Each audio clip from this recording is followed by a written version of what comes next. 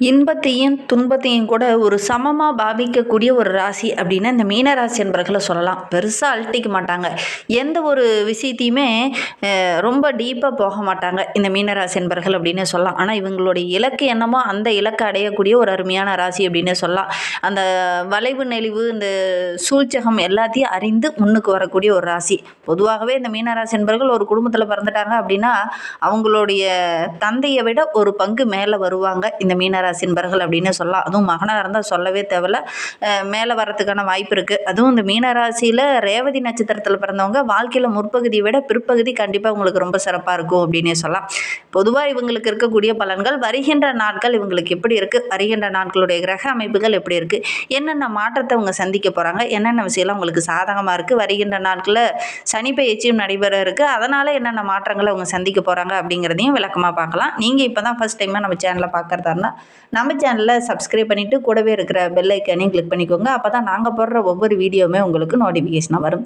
நீங்கள் மீனராசி அன்பராக இருந்தால் மறக்காமல் நம்மளுடைய சேனலுக்கு ஒரு லைக் கொடுத்துட்டு உங்களுடைய உறவுகள் வகையில் நண்பர்கள் வகையில் யாராவது மீனராசி அன்பர்கள் இருக்காங்க அப்படின்னா அவங்களுக்கும் இந்த வீடியோவை ஷேர் பண்ணி விடுங்க. மீன ராசியில் நீங்கள் எந்த நட்சத்திரத்தில் பிறந்தீங்க அப்படிங்கிறத மறக்காமல் எங்களுடைய கமெண்ட் பாக்ஸில் தெரிவிங்க. உங்களுக்கு ஜோதிட ரீதியாக எந்த சந்தேகம் இருந்தாலும் டிஸ்கிரிப்ஷனில் ஜோதிடரோட வாட்ஸ்அப் நம்பர் கொடுக்கப்பட்டிருக்கு. அந்த நம்பருக்கு கால் பண்ணி முன்பதிவு செஞ்சுக்கோங்க. உங்களுடைய சந்தேகங்களுக்கெல்லாம் நல்ல ஒரு தீர்வு கிடைக்கும்.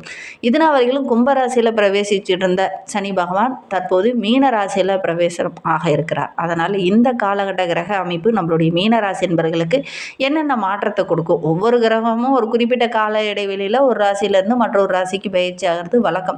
அந்த வகையில் பார்க்கும்போது 12 ராசிக்காரர்களுக்கும் இந்த சனி பயிற்சி மூலிமா சின்ன சின்ன மாற்றங்களை இவங்க சந்திக்க இருக்காங்க. அது மாற்றம் என்னவா இருக்கும், இந்த மீனராசி என்பவர்களுக்கு சாதகமாக இருக்கா அல்லது பாதகமாக இருக்கா அப்படிங்கிறத தொடர்ந்து இந்த வீடியோவில் பார்க்கலாம். மார்ச் மாதம் 6ஆம் தேதி காலையில் ஒரு 8:30 மணிக்கு வந்து சனி பயிற்சி தன்னுடைய சொந்த வீடான கும்பராசியிலிருந்து விலகி குருவோடைய வீடான மீனராசிக்கு பிரவேசிக்க இருக்கிறார் சனி பகவான் அப்படிங்கிற ஒரு நீதிமான், நியாயத்து பக்கம் நிற்கக்கூடியவர், ஒவ்வொரு செய்யக்கூடிய கர்ம வினைக்கேற்ப பலன்களை வாரி வழங்கக்கூடியவர். அவர் மீனராசியில் பிரவேசிக்கக்கூடிய காலகட்டம் இது என்பதனால என்னென்ன மாற்றங்களை நம்மளுடைய மீனராசி என்பர்கள் சந்திக்க இருக்காங்க அப்படிங்கிறத பார்க்கலாம். ஆகவே இந்த குருவோடைய வீட்டில் சனி பகவான் வரும்போது மலை சார்ந்த பகுதிகளில் பார்த்திங்கன்னா நிலச்சரிவு ஏற்படுறதுக்கான வாய்ப்புகள் இருக்குது. பொருளாதாரத்தில் நல்ல ஒரு வளர்ச்சி எதிர்பார்க்கலாம். மருத்துவ சார்ந்த துறைகளில் நல்ல ஒரு புரட்சிகரமான வெற்றி பெறக்கூடிய அமைப்பு இருக்குது.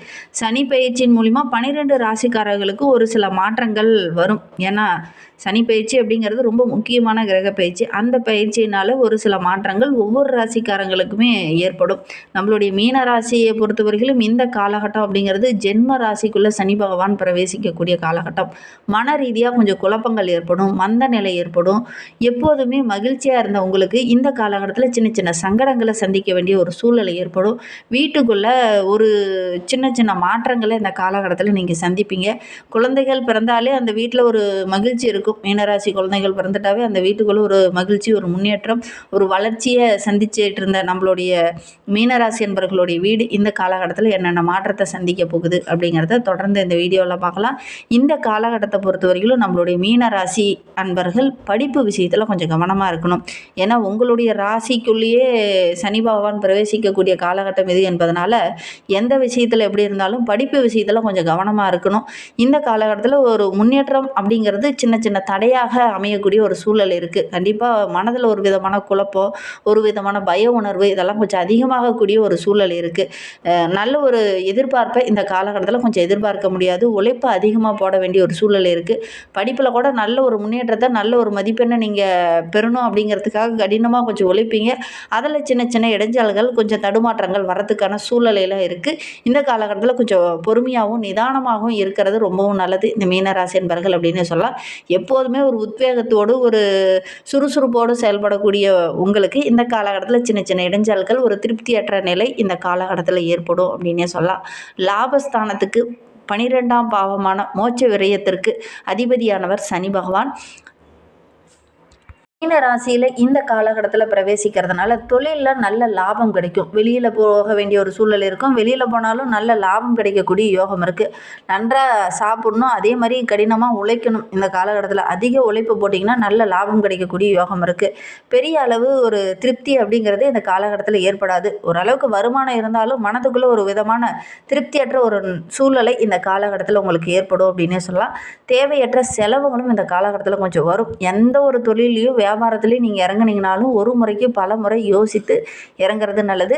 வீண் செலவுகள் இந்த காலகட்டத்தில் உங்களை தேடி வரும். கொஞ்சம் கவனமாக இருக்கணும். ஒவ்வொரு இடத்துலையுமே நிதானமாக இருக்கணும். உங்களால் கரெக்டாக ஒரு முடிவு எடுக்க முடியல அப்படின்னா வீட்டில் இருக்கிற மற்றவங்க கிட்ட கொஞ்சம் கலந்து ஆலோசித்து நீங்கள் முடிவு எடுக்கிறது இந்த காலகட்டத்தில் இந்த மீனராசி என்பவர்களுக்கு ரொம்ப நல்லது அப்படின்னே சொல்லலாம். சனி 3ஆம் பார்வையால் உங்களை பார்க்க இருக்கிறதுனால தைரியம், தன்னம்பிக்கை இதெல்லாம் அதிகரிக்கும். அண்ணன் தம்பிக்கைகளுடைய அன்பு ஆதரவில் அந்த காலகட்டத்தில் கிடைக்கும். உங்கள் மீதே உங்களுக்கு ஒரு அவநம்பிக்கையாக ஏற்படும். நம்மளே கரெக்டாக செயல்படலையோ அப்படிங்கிற மாதிரி ஒரு குழப்பமான மனநிலை இந்த காலகட்டத்தில் இந்த மீனராசி என்பவர்களுக்கு ஏற்படும் அப்படின்னே சொல்லலாம். மற்றவங்க மீதும் பெருசாக நம்பிக்கை இல்லாத மாதிரி ஒரு சூழ்நிலை இந்த காலகட்டத்தில் உங்களுக்கு ஏற்படும் அப்படின்னே சொல்லலாம்.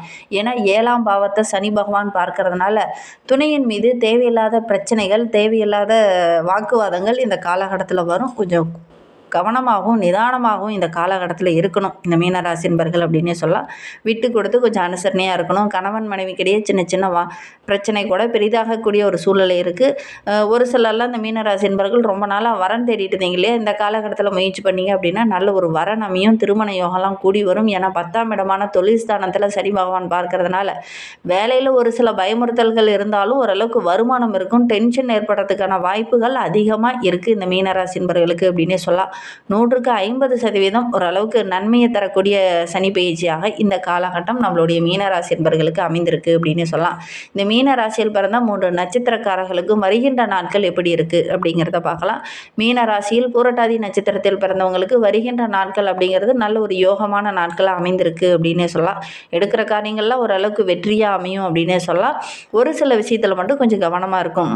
ஏன்னா உங்களுடைய ராசிநாதன் குரு பகவானும் சுகஸ்தானத்தில் வக்கிரகம் பெற்று அமர்ந்திருக்கிறதுனால நிதானமாக இருக்கணும். விரயஸ்தானத்தில் சூரியன் ராகு சஞ்சரிக்கிறதுனால கையில் பணப்புழக்கம் இருந்தாலும் அது உடனே கரையிற மாதிரி ஒரு சூழ்நிலையில் இருக்குது.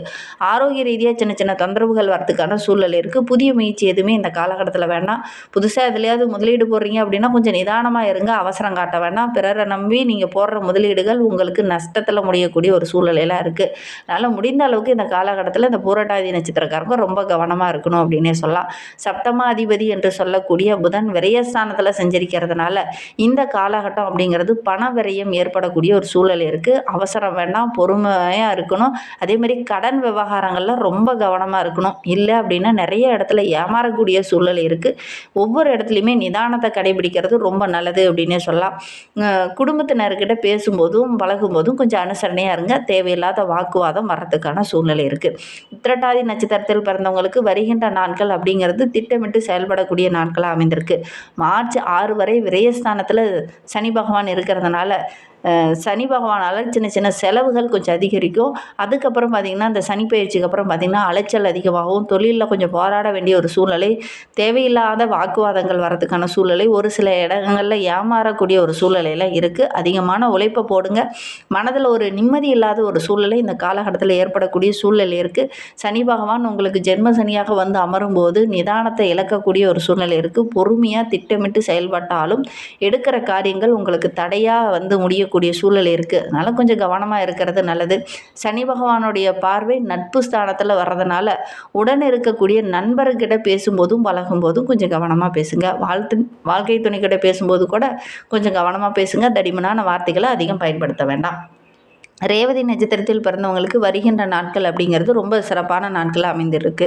வித்தியாகாரகன் என்று சொல்லக்கூடிய புதன அதிபதியாக கொண்ட நம்மளுடைய ரேவதி நட்சத்திரக்காரங்களுக்கு விரயஸ்தானத்தில் சஞ்சரிக்கிறதுனால அவரும் வக்கரகமாக இருக்கிறதுனால பண விவகாரங்களில் கொஞ்சம் எச்சரிக்கையாக இருக்கணும். உங்களுடைய எதிர்பார்ப்புகள் எல்லாமே கொஞ்சம் இழுபறியாக இருக்கக்கூடிய சூழ்நிலை, எதிர்பார்த்த ஒப்பந்தங்கள்லாம் கொஞ்சம் தள்ளி போகும். இந்த மாதம் முழுவதுமே அதிர்ஷ்டகாரகன் என்று சொல்லக்கூடிய சுக்கிரன் சாதகமாக இருக்கிறதுனால எடுக்கிற காரியங்கள் ஓரளவுக்கு வெற்றியாக அமையும். அதே மாதிரி மார்ச் 6 வரைக்கும் பார்த்திங்கன்னா ஓரளவுக்கு சிறப்பாக இருக்குது. அதுக்கப்புறம் கொஞ்சம் கவனமாக இருக்கணும். மனக்குழப்பம், ஒரு விதமான சின்ன சின்ன இடைஞ்சல்கள் வரதுக்கான சூழ்நிலை இருக்குது. சனி பயிற்சிக்கு அப்புறம் பார்த்திங்கன்னா சின்ன சின்ன மாற்றங்கள் வரும். அதே மாதிரி இந்த காலகட்டத்தில் சந்திர கிரகணமும் ஏற்பட போகுது. மனக்குழப்பம் கொஞ்சம் அதிகமாகக்கூடிய ஒரு சூழ்நிலை இருக்குது. குறிப்பாக மாணவர்கள் இந்த காலகட்டத்தில் ரொம்ப கவனமாக இருக்கணும். படிப்பில் கண்ணும் கருத்துமாக இருக்கிறது ரொம்ப நல்லது. இல்லை அப்படின்னா மதிப்பெண் குறையிற மாதிரி ஒரு சூழ்நிலையெல்லாம் ஏற்படும். கவனமாக இருங்க. இன்னுமே வாழ்க்கை ரொம்ப சிறப்பாக இருக்கணும், மகிழ்ச்சிகரமாக இருக்கணும் அப்படின்னு நினைக்கிறவங்க வியாழக்கிழமையில குரு பகவானுக்கு கொண்டைக்கடலை மாலை சாற்றி வழிபட்டுடுவாங்க. மஞ்சள் நிற மலர்களோ அல்லது வஸ்திரமோ சாற்றி வழிபடுங்க. எடுக்கிற காரியங்கள் உங்களுக்கு வெற்றியாக அமையும் அப்படின்னே சொல்லலாம். இந்த மாதிரி பயனுள்ள தகவலை தொடர்ந்து கேட்க நம்ம சேனலை சப்ஸ்கிரைப் பண்ணிவிட்டு கூடவே இருக்கிற பெல் ஐக்கானையும் கிளிக் பண்ணிக்கோங்க. அப்போ தான் நாங்கள் போடுற ஒவ்வொரு வீடியோவுமே உங்களுக்கு நோட்டிஃபிகேஷனாக வரும். நீங்கள் மீனராசி என்பதாக இருந்தால் மறக்காமல் நம்மளுடைய சேனலுக்கு ஒரு லைக் கொடுத்துக்கோங்க. இந்த வீடியோவை முழுமையாக பார்த்ததற்கு மிகவும் நன்றி. தேங்க்யூ.